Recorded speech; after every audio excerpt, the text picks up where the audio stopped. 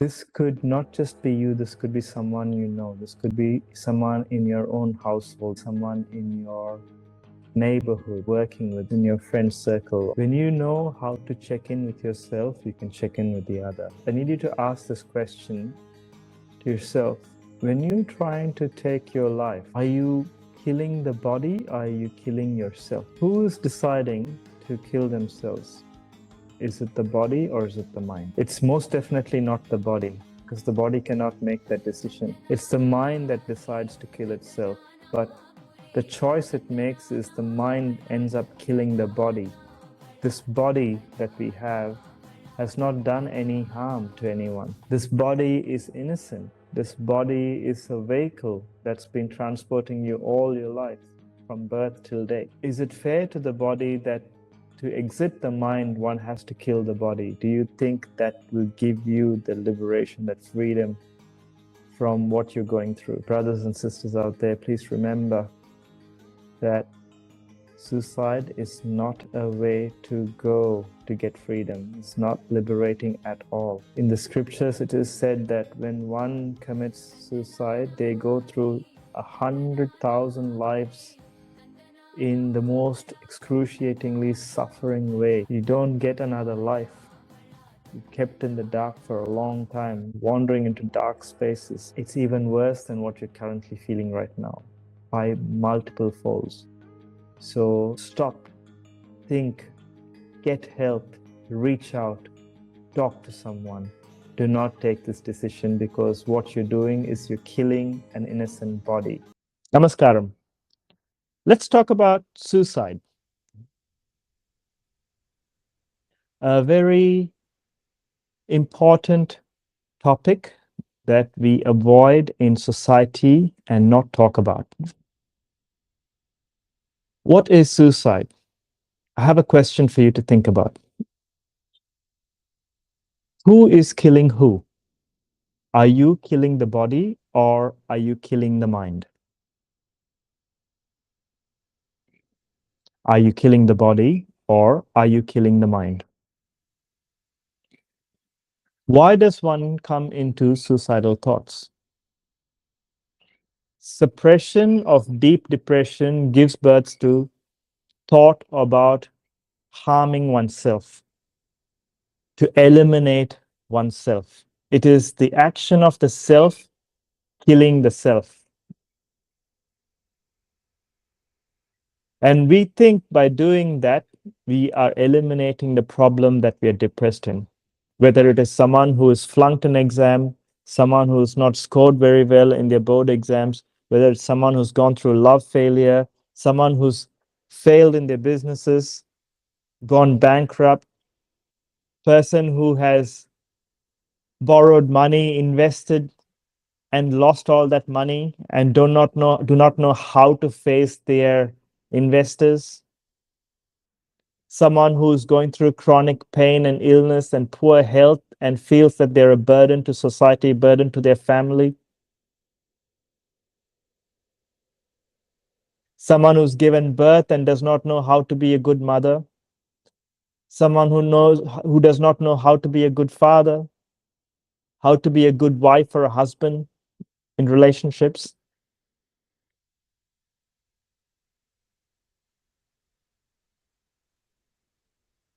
Someone who does not know what their purpose in life is. They feel they're wandering around empty and they can't take it anymore.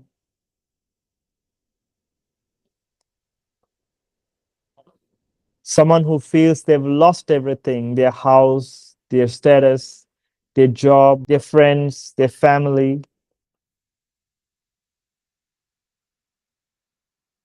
Someone who has been abused and assaulted and humiliated and embarrassed, that they cannot deal with society again. These are just a few. There are much more, many more of these kinds, of these sorts. And all of this are people that are surrounding us. We are walking amongst these people, and we are one of them. The moment we attend to our own thoughts, our own mind, our own depression, and our own suppression we start understanding the other. So let's unpack and look into what is that this tendency of one wanting to harm oneself is all about. Suicide.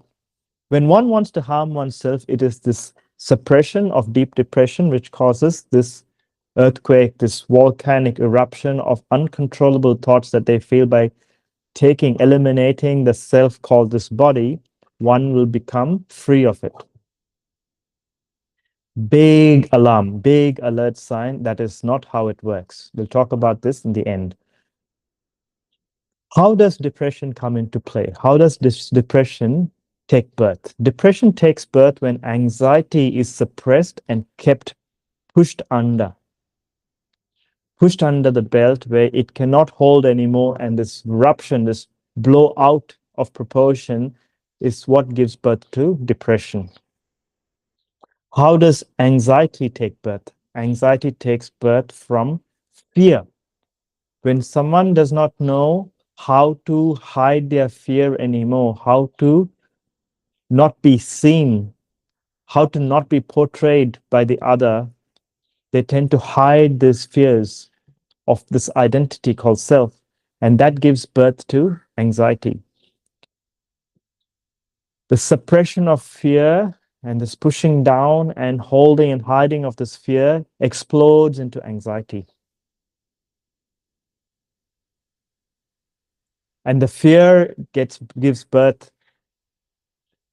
Fear gives birth to anxiety, and what gives birth to fear is the ego.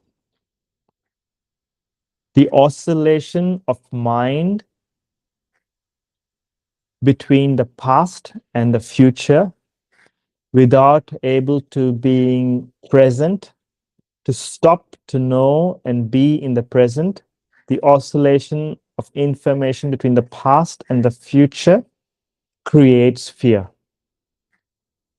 It's an imagination created by illusion, which makes a person go into delusion. Every single person in this earth is going through this fear, anxiety, and depression, which means every single one of us at any moment when the scales go out of balance can drop into suicidal tendencies. We have all been there, believe it or not. Every one of us have thought about harming ourselves, taking our life. We've all thought about it. Some of us have attempted it. Some of us went through it. It's a pandemic of the mind. Wake up, my friends. It's a pandemic of the mind, which means the person that you're sitting with, you're working with, you're eating with, you're walking with, you're talking with, you're having a holiday with, someone or some of them are going through this. When you attend to your own thoughts, your own fears, your own anxieties and depressions and suppressions of these elements of energy, you are able to witness the other and be a light, a beacon of light to help them, to support them through this journey. The only reason we come to that point where we cannot rely on anyone is because we feel lonely. One feels lonely. One feels miserable. One feels they do not have anyone to lean on, to talk to. One does not even know how to start to speak about these subjects because it has been kept in the dark, in the darkness of our minds. So, brothers and sisters, it's this time to talk about this. It's time to wake up to ourselves, to know about this within the self, the mind, and look around to see if we can actually be of support to another who is in the pathway to feeling deep depression, anxiety. Don't take these emotions lightly. This could be your mother, this could be your daughter, this could be a father, this could be your son, this could be a husband, this could be your wife, this could be your brother or sister or friend, uncle or aunt, niece or nephew. The only people who kill themselves are humans. Animals don't commit suicide. They can fall down and die, but they don't commit suicide. Only human beings commit suicide. So there's something to know that is much more deeper than the rest of the life cycle, animal cycle in the animal world. That's very different to our world, the ability of the mind. Anxiety is bound by time because we're always chasing something. Will I be okay? Will I have good health? Will I get married? Will I have a boyfriend? Will I have a girlfriend? Will I pass this exam? Will I get that job? Will I become successful? Will I be rich? Will I have that house? Will I get the car? Da, da, da, da, da. Will I be successful? And you define all of this as success, and you define this success as life. Life is not that, nor what you define as success is truly success. It's an illusion of success. So if anxiety is bound by time, who is allotting this time for you? Where do we get conditioned for this time, to keep chasing this time, which causes us anxiety? Think about it. It starts with school. When you have an exam, a test to prepare, and you feel that you have to give that test by end of the month, and you have a whole month to prepare, but we don't prepare. We like, oh yeah, I have a whole month. Then comes down to the last week, I have a whole week to prepare. Then comes down to the last day, I have a whole day to prepare.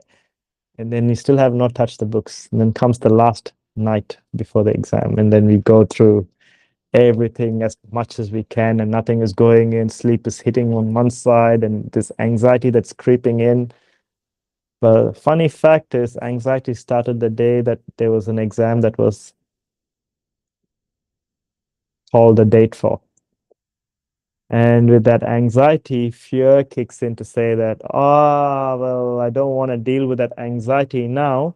I'll push that anxiety to the last week because I only need a week to prepare for that exam. I don't want to deal with that anxiety now. I'll push it to the day before the exam.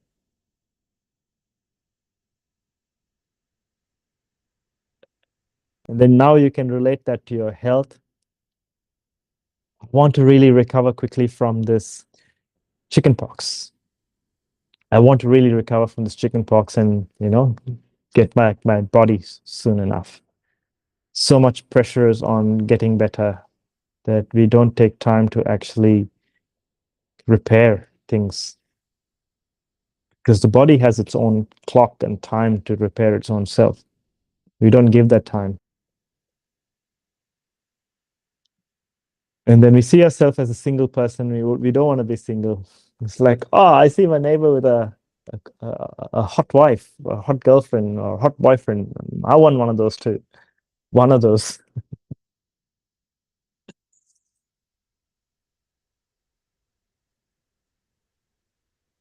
My cousin's driving a really cool car. I want a car too. So this timeline, this time frame that we've written for ourselves in the imagination of you wanting to drive a car, or wanting to be in a relationship, or wanting to pass an exam, or wanting to have better health and be successful financially, have a house and a car and multiple investments and all of that, is this notion of wanting to be seen, wanting the self to be seen. And that causes anxiety. So you have caused anxiety for yourself.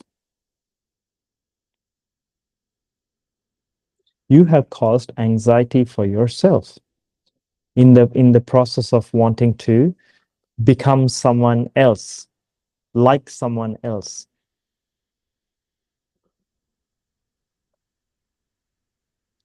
So time plays a crucial aspect of someone who's wanting to commit suicide, murder of the self, because they have come to that point where they feel that they're gonna take this time, capture this time by eliminating this body.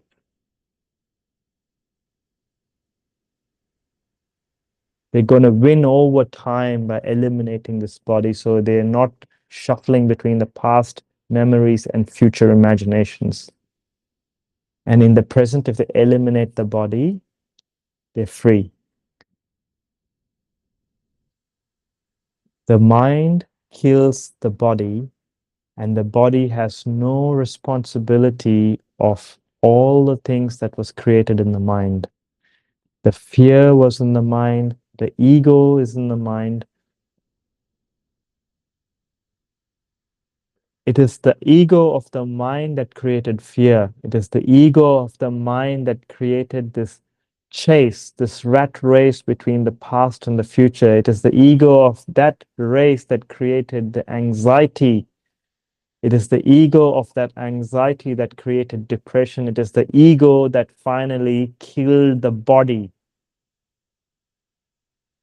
The body is innocent. The body is absolutely innocent. It had no part in this. All along, it has been busy supporting you, training for you, working for you, keeping itself healthy, keeping itself recovering from everything that you put it through, repairing itself over and over again, whether it is an emotional damage, a mental health damage, or a physical damage. And then when we get overwhelmed by our own thoughts, who do we go and kill? We kill an innocent, you murderous mind. We kill an innocent body. Someone who was always alongside you in the best way they can show up. It's the same body that one puts it through starvation, obesity, pain, disease, illnesses, addictions, drugs, alcohol, smoking, sex addiction.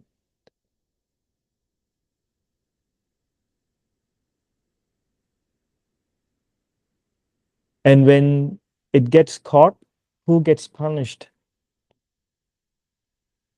When a murderer gets caught, it's the body that gets punished. It's the body that hangs. But who actually committed the murder? It is the same ego that caused that anxiety and depression. Understanding the logic of the psyche is psychology. I hope this explains the logic of the psyche in this short video. And I truly hope this knowledge helps you to understand you much better and clearer. You might have to watch this over and over until you understand who you are and how you're showing up in fear and anxiety and depression. You can reverse this only if you pay attention to this. You are none of this. The body is innocent. All of this is happening in your mind, and which is all part of a greater scheme of an imagination. Wake up from that imagination, because it is an illusion which is turning you into a delusional being.